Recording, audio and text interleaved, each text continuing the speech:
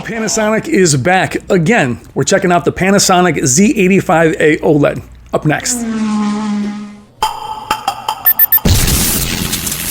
I've seen things people wouldn't believe. Hey, what's up guys? I'm Brian. This is Tech Therapy. Thank you so much for joining me as we check out the Panasonic Z85A. Like many of you, I was absolutely shocked, but pleasantly surprised that Panasonic made a return to the US market. I covered the entire lineup and the launch by interviewing Panasonic's Alex Freed for the entire lineup. I also did a review on the Z95A MLA OLED with a gaming review as well. Then we did the W95A Mini LED. But last but not least, we're checking out the Z85A OLED. Without further ado, let's check it out. Thank you so much for watching.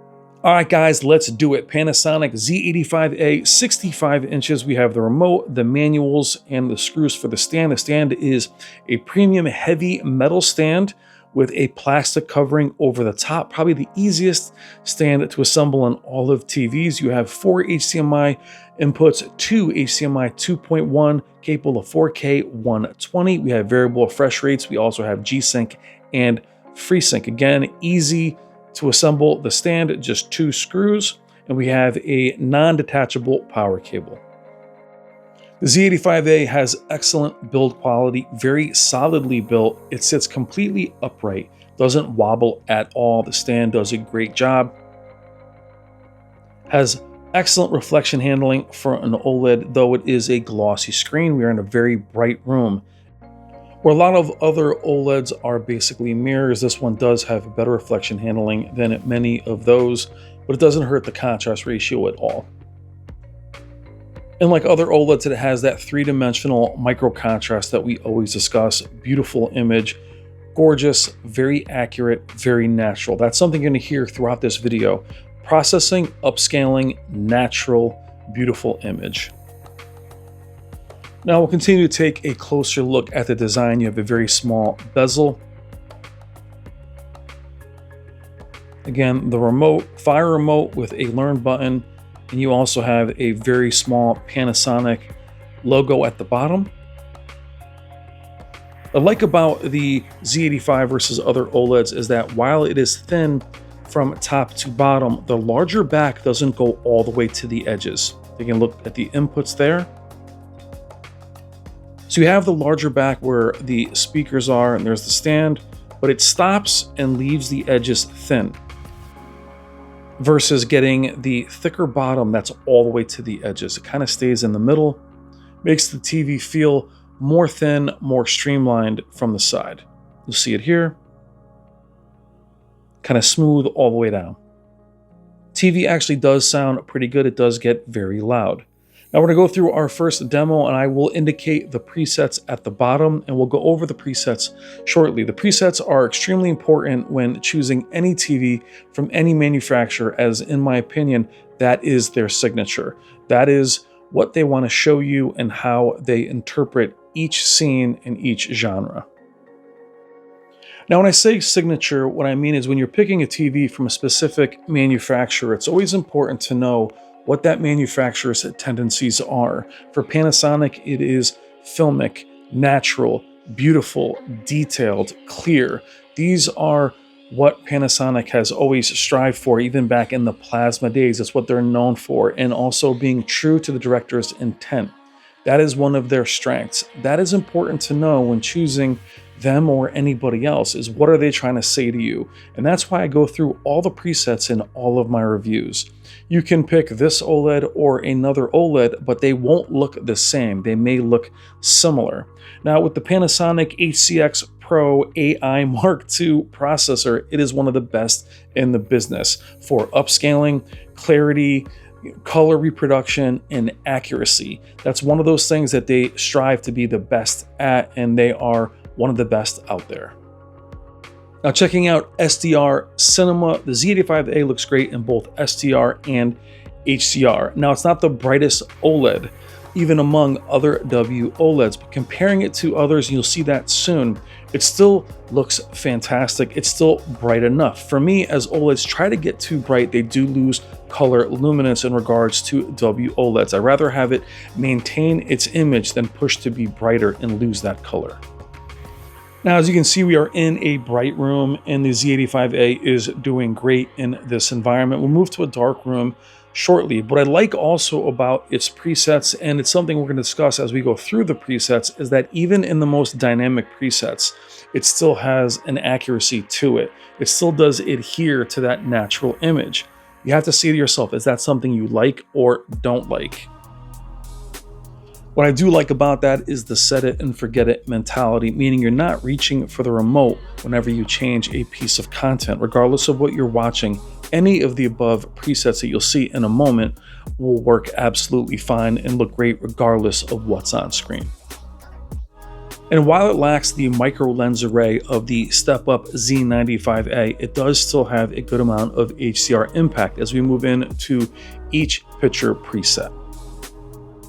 Now, while it has the Fire TV interface, the Panasonic picture settings are clearly delineated from the rest of the Fire TV UI. And you can see here we have many different presets, more than many other manufacturers. We have Dynamic, Auto AI, Normal, Sport, Cinema, Filmmaker Mode, True Cinema, Professional 1, and Professional 2. Now, as we go through them in real time, the one thing is you'll see that they're not very different from one another. Subtle differences, however, the picture settings are elaborate. You can change the image quite a bit. So again, the Fire TV interface does not interfere at all with the Panasonic picture settings. It doesn't dumb them down or make them basic as you've seen with other manufacturers that go with different UIs where it affects their picture settings capabilities. They are all here and you can change the image quite a bit. And the beauty of having this many presets is you can change each one, keep them saved, and then that way you can have them look quite a bit different from one another. These are all out of the box as we go through, but you can juice them up or make them even more accurate. Great to have that many options. Now, as we move into some fast moving content to check the motion handling, special shout out to the one and only Jennifer Gala and her second channel, HDR Super Channel. Most of the content you've seen within this video and intro is from Jen. Check the description below for links to her channels, and think about becoming a Patreon and download this demo material in full Dolby Vision and Dolby Atmos for your new TV. Thank you so much, Jen. Speaking of Dolby Vision, obviously the Panasonic Z85A has both Dolby Vision and HDR10+, one of the few OLEDs that has both formats. We'll discuss the Dolby Vision implementation a little bit later in the video, but it is excellent as we go through 3 different presets in the same demo, starting with normal, then moving to dynamic, and then we're going to end up in Filmmaker in my favorite fat bird or chubby bird demo here. I love this particular piece of content as it is very saturated, but you can see how it goes from saturated and then can go very natural. Either way, the content looks amazing from Jen, but I'd love to go through all the presets. So we started with normal, which is standard for many other manufacturers. Now we're going to move into dynamic and stay here for a moment. Even in dynamic, there is no noise within the image. That processing is on point. So even if you do push the TV bright or push the color settings, there are color alterations you can make. They do have those settings. It will not get crazy inaccurate. Then moving into filmmaker mode, and immediately it looks real. It looks lifelike. Ton of detail. Clear image, again, beautiful. Now, having been reviewing mini LEDs for the last few months, even the Z85A, it's great to go back to OLEDs as they look like they're literally floating in a dark room. You cannot see the bezel. You see absolutely nothing but the image.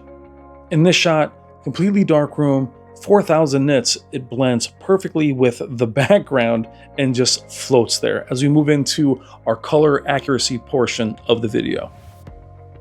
Now we'll stay in filmmaker for this portion of the video, and what we're looking for is color banding, and as you can see, there isn't any. Very accurate, amazing color reproduction. Panasonic's one of the few manufacturers that use 3D LUTs for their processing and their color. Now the disadvantages for the Z85A OLED as it's in a very crowded OLED space. In its own price point, it falls right around the middle, competing directly with the LG C4, the Sony Bravia 8, the Samsung S90 QD OLED, as well as the LG B4. It's right around that middle area in terms of price. Where it does fall short is options as far as sizes. There's only 55 inches and 65 inches. The 55 inch right now is $11.99 and the 65 inch is $15.99. And OLEDs have moved to very different sizes, both very small and very large. If you want anything other than those two sizes, you are out of luck, which is a shame because, again, I think many of you would appreciate the picture processing, the accurate image. I think a lot of you guys would enjoy the image quite a bit, but without the abundance of sizes, the audience is going to be limited. Which is a shame because, again, the picture processing is not just in terms of color and accuracy, it's shadow detail. It's not crushing the blacks. It is a very pleasant, even-keeled image all the way around, regardless of what's on screen, be it sports, movies, streaming, especially upscaling being one of its greatest strengths. From below 1080p, everything looks very good. 1080p especially looks fantastic. Obviously 4K looks phenomenal.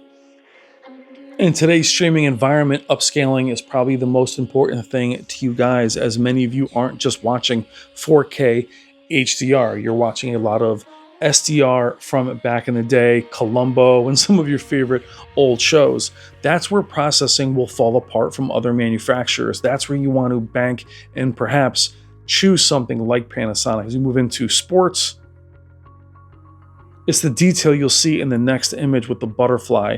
Again, there isn't any noise or aliasing in the image. Now, the other weakness, other than the lack of size, is it's not the brightest WOLED on the market. But as I mentioned earlier, even seeing it compared to both the Bravia 8 and the LG C4, the Z85A still had a more pleasant image, a more natural, accurate image. So you have to ask yourself, what is it that you like? Do you want more vibrancy or pop? It does look good in HDR as well. Maybe not the brightest OLED out there, but you have to ask yourself, what is most important to you? Now, what do you guys think in the comments? Are you as excited as I am to have Panasonic back? I am a huge fan. I've had their plasmas for many, many years, and them coming back in to the battle, this kind of competition is fantastic. I cannot wait to see what they do at CES 2025, which is just a month away.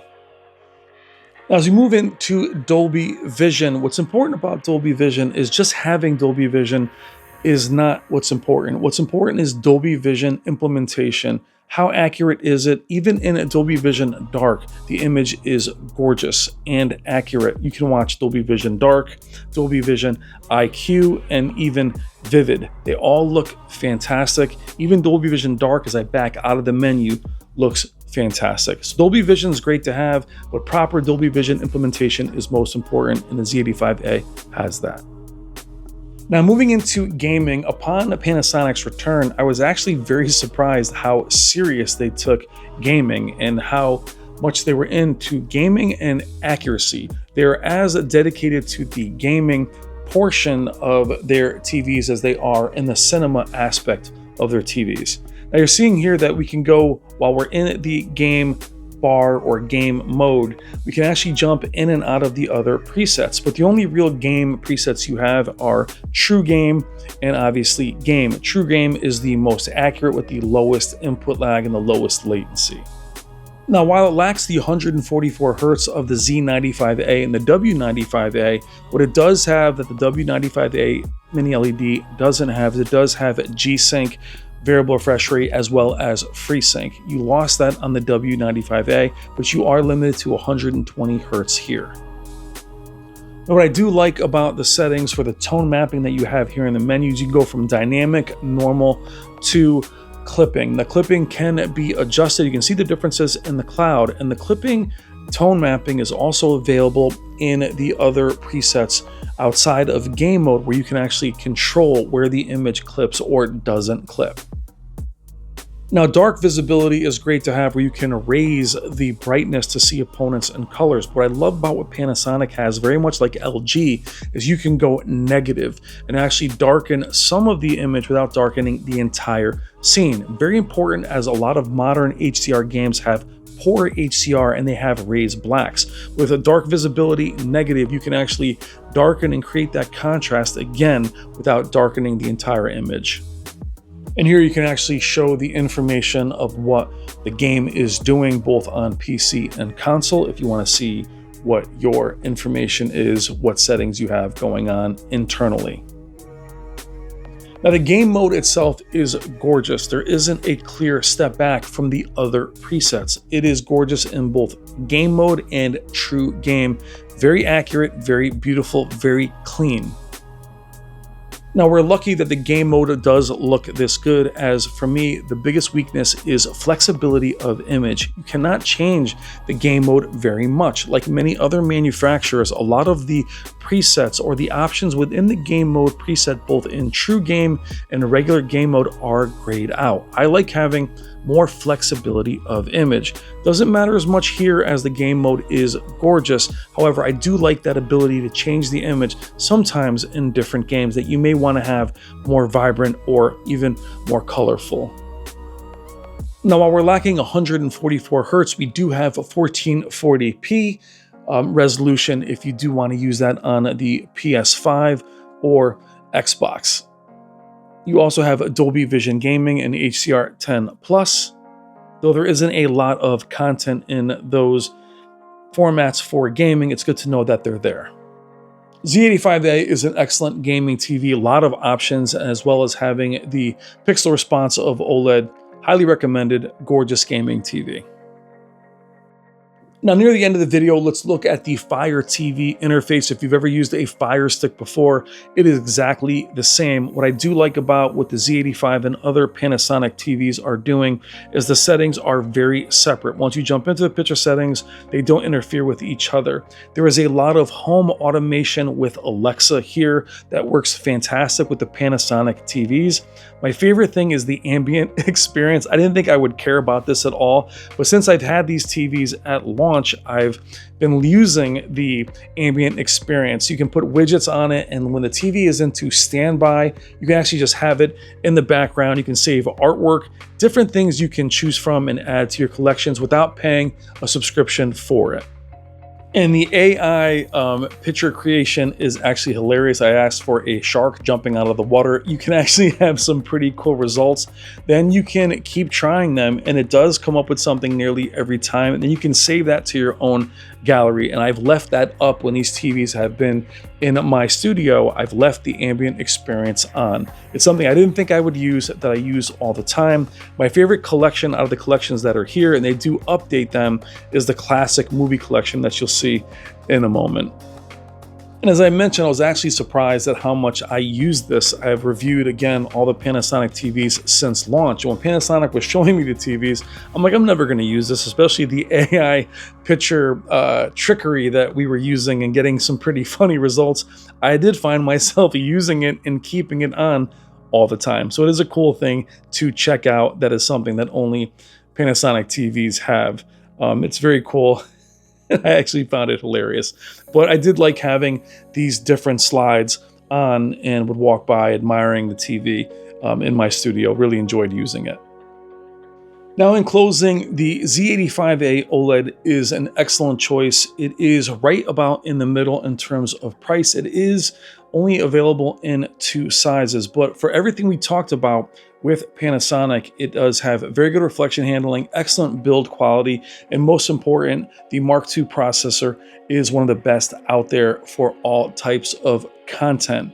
So it is easy to recommend in that regard. Just think about the signature, and that's something that you want for yourself. I'm Brian. This is Tech Therapy. Please consider liking and subscribing. Thank you so much for watching. Love you guys. Take care.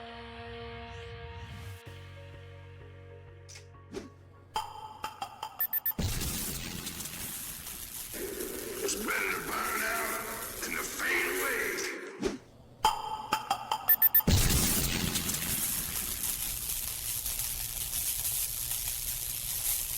I belong to nobody.